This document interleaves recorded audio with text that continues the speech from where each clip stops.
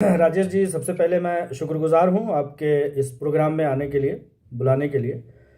मैं समझ गया कि आप बगैर नाम लिए हुए कहीं ना कहीं मेरी पार्टी की तरफ इशारा कर रहे हैं कि हमारी सुप्रीमो जो नेशनल प्रेसिडेंट है आलमा डॉक्टर नौहरा शेख साहिबा का, उनका एक बड़ा बिजनेस है, उस पर कहीं ना कहीं आप एक इशारा दे रहे हैं कि उनका, यानी कि एक बिजनेस वीमन का या बिजनेसमैन का सियासत में आना कहाँ तक। नहीं, मैं पूरे पूरे सियासत की बात कर रहा हूँ रहमान जी। मैं पूरे सियासत की बात कर रहा हूँ। 1990 से ये सियासतदानों ने, आपको याद होगा उस समय, यह एक मतलब राज्यसभा में उनको सीट दिया जाता था सम्मान के लिए। लेकिन आज क्या है, लाइसेंस राज हो गया है। ये पॉलिटिकल पार्टी में घुसना इसलिए चाहते हैं कि इनके अपने काम में सुगमता हो जाती है, इसलिए ये अपनी दबदबा पॉलिटिकल पार्टी में रखा जाता है। पहले भी टाटा बिरला आज नहीं आया पॉलिटिकल पार्टी में। आज के व्यवसायी जीरो से हीरो तक बन जाते हैं और पॉलिटिकल अपनी छवि को सुधारने के लिए बहुत सारे हथकंडे भी अपनाते हैं। मैं इस पर भी आपको अपना विचार रखने के लिए कहूंगा। दरअसल मैं ये कहना चाहता हूँ राजेश जी कि देखिए, अगर हमें मुल्क की खिदमत करना है और देशवासियों की खिदमत करना है तो हमें बिजनेस और सियासत दोनों में ही हिस्सा लेना होगा। ये कोई एक दूसरे की मुखालिफ चीज़ें नहीं हैं। हमें अगर किसी की मदद करना है तो बगैर बिजनेसमैन के हम इतनी बड़ा पावर नहीं रखते हैं कि किसी की मदद कर सकें। और अगर हम किसी के साथ नाइंसाफ़ी हो रही है, किसी के साथ जुल्म और अत्याचार हो रहा है, तो हम अगर सियासत में नहीं होते हैं तो उसकी मदद नहीं कर सकते हैं। ठीक है, इसलिए मैं मानता हूँ कि बिजनेस और सियासत, तिजारत और सियासत दोनों का मुल्क में होना ज़रूरी है। अगर कोई तिजारत करने वाला सियासत में आता है तो बहुत अच्छी पहल है, क्योंकि वो किसी का समझिए मोहताज नहीं होगा, वो कोई भी फैसला करने के लायक होगा। आज देखने में ये आता है कि कुछ पार्टियां देश में ऐसी भी हैं जिन्होंने सियासत को तिजारत बना लिया है, बिजनेस बना लिया है। वो भेजे जाते हैं, वो लोगों के जरिया से बुलाए जाते हैं और उनको सैकड़ों करोड़ रुपए का ऑफर दिया जाता है। अगर वो शख्स अगर वो शख्स बिजनेस करके अपने आप को बेहतरीन साबित कर सकता है तो मैं समझता हूं कि किसी को किसी के सामने झुकने की जरूरत नहीं है। अपने शर्तों पर, अपने पसंद पर राजनीति करते हुए लोगों की मदद भी कर सकता है, सियासत भी कर सकता है और देश को आगे ले जा सकता है। इसलिए सियासत और तिजारत का, यानी कि बिजनेस का, एक अलग अलग विपरीत मुख्तलिफ चेहरा नहीं है, एक साथ ये दोनों किया जा सकता है। और जो लोग कर रहे हैं, आज मैं देखता हूं कि पार्लियामेंट में जो लोग भी बैठे हुए हैं उनका कहीं ना कहीं बैकग्राउंड जो है वो तिजारत से ही है। हम नहीं जानते हैं, लेकिन वो कहीं ना कहीं सियासत और तिजारत दोनों कर रहे हैं। इसलिए इसका मुखालिफ होना कोई ज़रूरी नहीं है। अगर इंसान सियासत में आता है। यहाँ पे ऐसा है ना कि दोस्त क्या कहते हैं कि अगर चुनाव लड़ना है तो चाहिए पैसा। बिजनेसमैन होगा, अपने पास पैसा होगा तो वो चुनाव लड़ेगा, और बिजनेसमैन चुनाव लड़ेगा तो अच्छा होगा। अच्छा होगा तो इसी वजह से सरकारें हैं तो बिजनेसमैन के साथ जो पीएसआर करके एक चीजें हैं, पीएसआर एक्टिविटीज होती है, वो ठीक भी है, क्योंकि कई बात है कि क्या नहीं होगा तो बेचारा करेगा क्या। नीरज जी, नैतिकता की बात आती है, इसमें नैतिकता की बात आती है। इस पर मैं आपको याद दिलाना चाहूंगा कि मैं इसलिए आपको बता रहा हूं कि 90 के दशक से ये ज्यादा प्रचलन हुआ। आप भी देखे होंगे।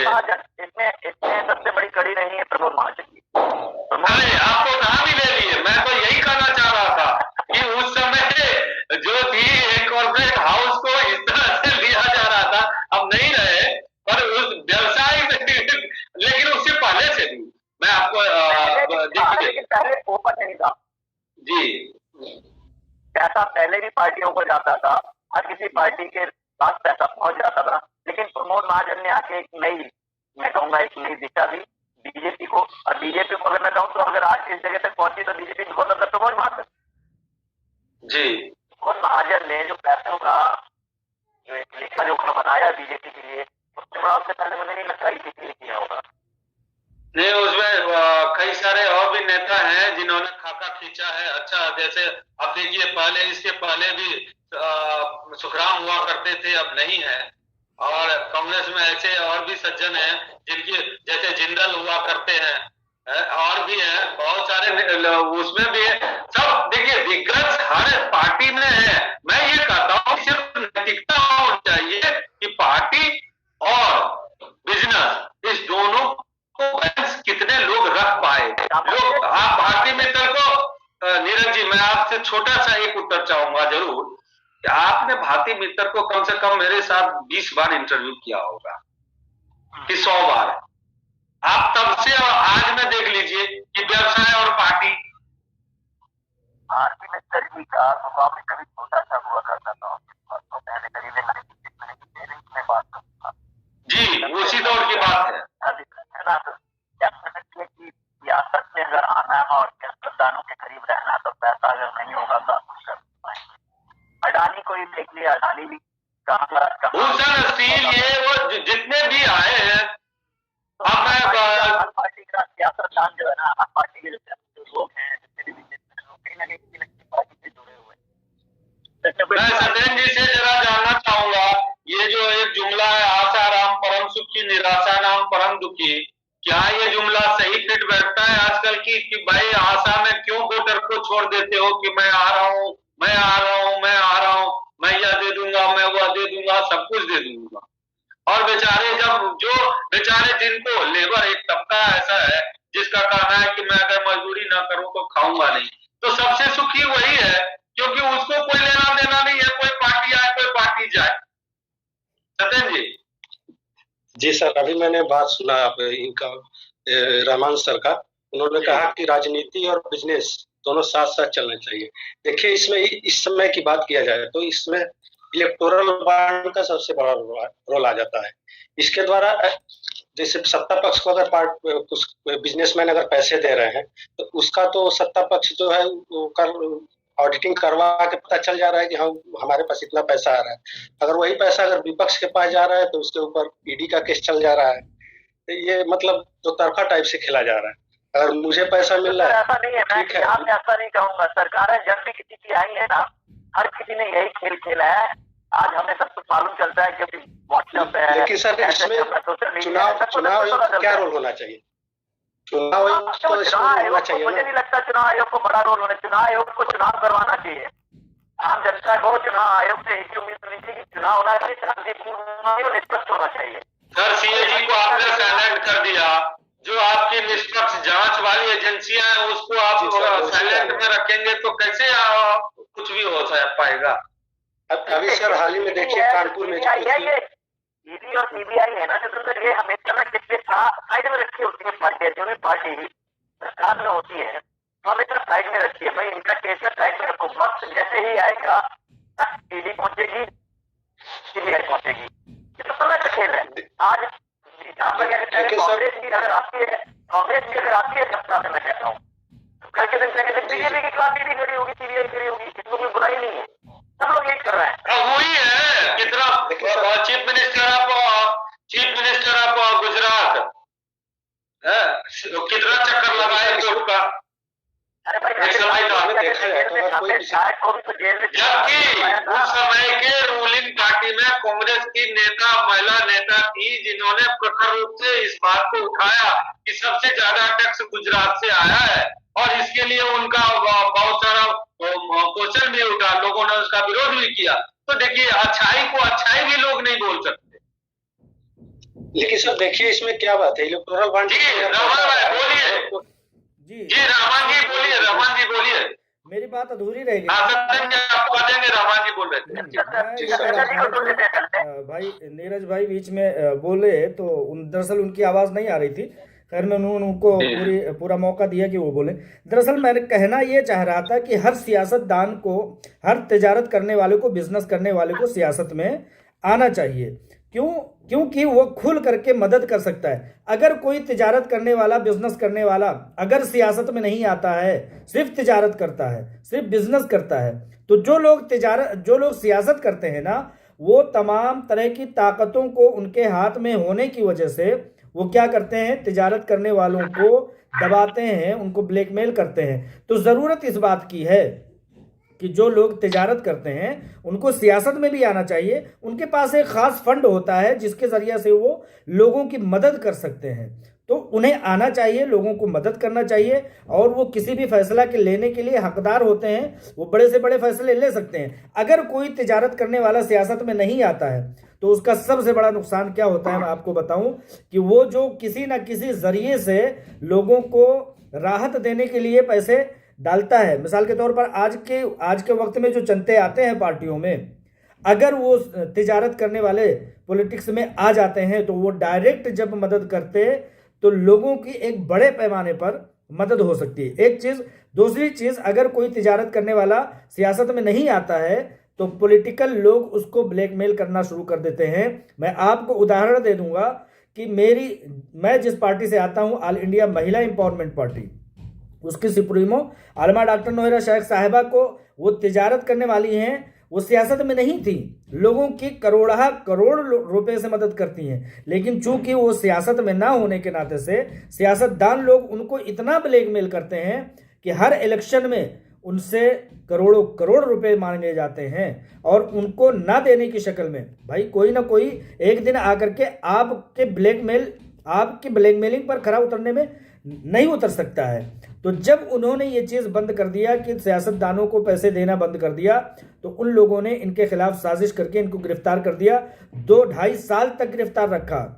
अब उनको ये समझ में आता है कि अगर मैं इतने बड़े पैमाने पर, जो कि 100 मुल्कों में लगभग उनकी तिजारत फैले हुए हैं, उनके प्रोडक्ट 100 मुल्कों में जाते हैं, उनका सोचना यह है कि अगर मैं सियासत में नहीं हूँ और इतने बड़े पैमाने पर मैं पैसे खर्च करती हूँ और एक रसूख रखती हूँ, अगर मुझे इस कदर सताया जा सकता है सियासत में ना आने की वजह से, तो छोटे छोटे पैमाने पर रेडी पटरी लगाने वालों को, दुकानें करने वालों को, छोटे छोटे पैमाने पर जो बिजनेस करते हैं उनको कितना सताया जाता होगा, बहुत सताया जाता है। जी, आप अपनी बात पूरा करिए। आपको मैं इतना बता दूं कि एक छोटी सी, मेरे घर के करीब एक छोटा सा बेचारा अपने घर को चलाने के लिए जब कोरोना की वबा आती है तो वो कोशिश करता है कि मैं किसी तरह से अपने घर चलाऊं कुछ छोटे मोटे काम करके। तो वो जब लोगों को देखता है कि पत्रकार लोग हैं, चलो ठीक है इनसे अपनी बात रखता हूं, तो वो बताता है कि भाई हर हफ्ते यहाँ लोकल थाने के लोग आकर के मुझसे 500 रुपये लेकर के जाते हैं। अब आप ये बताइए, इस पर हम लोग चर्चा करेंगे। रमन भाई, आज हम लोग चुनाव पे ही चर्चा रखते हैं और आगे सदन जी कुछ करना चाह रहे थे, पूरा कर दे। जो सवाल आपने किया था उसको खत्म करता हूं। जी, ठीक है, बोलिए। अगर तिजारत करने वाले पॉलिटिक्स में आते हैं तो जहां देश आगे बढ़ेगा वहीं वो अपने हाथों से बड़ी कामयाबियां कर सकते हैं, लोगों को मदद फराहम कर सकते हैं। और ये हिंदुस्तानी पॉलिटिक्स की जो एक को डर्टी पॉलिटिक्स बता दिया गया है, उसके साफ होने का एक आगाज होगा, ऐसा मेरा कहना है सर। जी, बहुत अच्छा। सदन जी, आप अपनी बात पूरी करिए। जी सर, मैं बस यही कहना चाहता हूं कि अगर कोई भी बिजनेसमैन किसी भी पार्टी को सपोर्ट करेगा, अगर वो पार्टी सत्ता में आ गई तो कहीं ना कहीं बिजनेसमैन का अपना इंटरेस्ट रहेगा अपने बात को इन्फ्लुएंस करवाने के लिए पॉलिटिकल पार्टी से। और इसमें ट्रांसपेरेंसी नाम की कोई चीज दिख नहीं रही, खासतौर से इलेक्टोरल बॉन्ड के थ्रू जो पैसा दिया जा रहा है पार्टियों को, तो कहीं ना कहीं इसमें चुनाव आयोग को इसमें संज्ञान लेना चाहिए। बिल्कुल लेना चाहिए। केशवनाथ जी सर, सत्येंद्र जी जो सवाल कर रहे हैं कि हरियाणा जो फरीदाबाद है ना, फरीदाबाद कभी बहुत बड़ा एक इंडस्ट्रियल हब हुआ करता था जी। पॉलिटिक्स ने आपको फरीदाबाद को बर्बाद कर दिया। फरीदाबाद में इंडस्ट्रीज नहीं है, क्योंकि डेटा निकलते थे अच्छा ये कितनी ऐसे 5 लाख रुपए लेके आए। देखिए फैक्ट्रियां बंद हो गई, फरीदाबाद आज क्या कुछ भी नहीं है, आगे बढ़। इसीलिए तो हमेशा एक अलग पॉलिटिक्स, हम जो भी इंडस्ट्रियल विंडो खोला गया कि सिंगल विंडो में आइए, सिंगल विंडो में आइए, इसी लेकर खोला गया था। पर चर्चा आज करेंगे हम राजनीति का। सदन जी ने जो सवाल उठाया, क्या उस पर केशवनाथ जी क्या कहना चाहेंगे? बिल्कुल ही आज पश्चिमी पूर्वी उत्तर प्रदेश में चुनाव का क्या जो हाल है, उसमें आप सरकार को कहां दिख रही है, योगी जी का सरकार, या मैं ये जानना चाहता हूं केशवनाथ जी, क्या साइकिल जाम लगा पाएगी? सर देखिए, दोनों पार्टियां तो अपने अपने स्तर पे प्रयास कर ही रही है। अभी देखिए, कल एक आया है कि योगी जी ने बोला है कि जो अब हर परिवार के जितने सदस्य हैं उनको 5-5 किलो अनाज, 5 किलो दाल और प्लस 1 लीटर तेल भी मिलेगा। तो इसके उत्तर में डिम्पल यादव जी ने कहा है कि हम ये तो सिर्फ 31 मार्च तक देंगे ये, लेकिन हम पूरे 5 साल इतना देंगे और प्लस घी भी देंगे। तो सवाल यही है कि सरकार के पास इतना बजट आएगा कहाँ से? वादे तो कर दिए, सरकार के पास कितना कितना बजट आएगा? कहाँ से आएगा इतना बजट जो 5 साल इतने लोगों को, जो इतना होल्डर हैं, कार्ड होल्डर हैं, उनको इतना कुछ दिया जाए? कहाँ से लाएगी सरकार? ये नुस्खे सबसे पहले दिल्ली सरकार शुरू किया था, केजरीवाल सरकार ने। आंदोलन से निकली हुई सरकार है। इस पर क्या कहना चाहेंगे नीरज जी? यही आंदोलन से निकली हुई सरकार है। जहाँ पे केजरीवाल जी कहते थे हम कोई पैसा नहीं लेंगे सरकार में आने से, हम कोई सुविधाएं नहीं लेंगे सरकार में आने से, हम कुछ नहीं लेंगे। सबसे पहले इन्होंने अपने एमएलए से पैसे बढ़ाए। केजरीवाल सरकार फ्री में जितना कुछ देती है, जितना कुछ बांट रही है। जी रहमान जी, आता हूँ आपके पास। आगे क्या क्या हाल होगा? रहमान जी, आप ये बताइए, ये फ्री का जो होल लगा हुआ है, इसमें क्या फ्री फ्री फ्री ये तो तेल, घी, आटा सब कुछ मिलने लगा। अब क्या चाहिए आप वोटर को? दरअसल मैं बताना चाहूँगा कि सरकारों को भीख नहीं देना चाहिए। ये 2 किलो चावल, 1 किलो आटा और मतलब मिर्चा मसाला, ये हम अपनी ज़रूरत के लिए ख़रीद लेंगे। बहुत छोटी छोटी चीज़ें हैं, 150 रुपये में आती हैं। सरकार को दिया गया आटा दाल चावल बांटने के लिए नहीं। मैं अपने बच्चों के लिए मेहनत मजदूरी करके उनको आटा दाल रोटी चावल और पिसान जो भी चीज़ होता है वो चीज़ें अरेंज कर लूँगा। सरकारों का काम होता है कि व्यस्तता ठीक रखें, मेडिकल इंतजामात दुरुस्त करें। रहमान भाई जी जो चीजें मैं चाहता हूँ, दो चीजें, एजुकेशन एंड मेडिकल। हाँ, वहीं पर मैं आ रहा हूँ। छोटा उत्तर दीजिए नीरज जी। उसी बात पर मैं आ रहा था। करिए, बस 4 मिनट है अपने पास। उसी बात पर मैं आ रहा था राजेश जी। मैं उसी बात पर आ रहा था कि हम लोगों को भीख नहीं चाहिए सरकारों से। सरकार से हमको तालीम चाहिए, एजुकेशन के साथ साथ हमको सेहत मरकज़ चाहिए, अस्पताल चाहिए, सड़कें चाहिए, बिजली चाहिए, पानी चाहिए। इन सब चीज़ों की ज़रूरत अगर ये पूरी कर दे, जो कि सरकार जिस काम के लिए लाई गई है, सरकार भीख देने के लिए नहीं लाई गई है कि वो 5 किलो आटा के लिए, 4 किलो चावल के लिए लंबी लंबी लाइनें लगाएं और खुश हों कि ये देखो हमने बड़ा काम कर दिया। अरे सरकारों, भीख मत दो, हमको रोजगार दो अगर तुम दे सकते हो तो। उसके अलावा हमें ये सारी चीज़ें नहीं चाहिए। हम किसान हैं, दाल चावल आटा तेल मसाला पैदा कर लेते हैं। केशवनाथ जी, हमें भीख नहीं चाहिए सरकार से, जल्दी से 1 मिनट में बस। सर, इन्होंने सही किया, इन्होंने सही कहा है कि हमें तालीम चाहिए। आप शिक्षा का स्तर क्यों नहीं बढ़ाते हैं? एक ही देश में एक केरला है, दक्षिणी देश है, तमिलनाडु है, ये सब राज्य का शिक्षा का स्तर आप देखिए। यहाँ के जो स्कूल हैं, जो अमेरिका के स्कूल के सर कंपेरिजन में आते हैं, और एक बिहार यूपी का स्कूल आप देख लीजिए क्या शिक्षा का स्तर है। अच्छा, आप सदन जी, आप जरा 30 सेकंड में आप अपना बात खत्म करिए। सदन जी। जी सर, रहमान सर से मैं बिल्कुल सहमत हूँ। उन्होंने कहा कि मुझे तालीम ही चाहिए। सरकार को जैसे केजरीवाल सरकार को ले लीजिए, उन्होंने फ्री में सुविधा क्या क्या दिया? शिक्षा दिया, बिजली पानी दिया, ये सब पैसा आम पब्लिक के पास बचा है। वो मार्केट में पैसा इन्फ्लुएंस होगा, फ्लो करेगा पैसा। उन सब चीजों से अगर जो पैसा बचेगा हमारे पास, उन सब चीजों से तो मैं आटा गेहूं किसान जो भी कुछ भी खरीदना होगा मैं खरीद सकता हूँ। ताकि ये दे देंगे, तेल दे देंगे,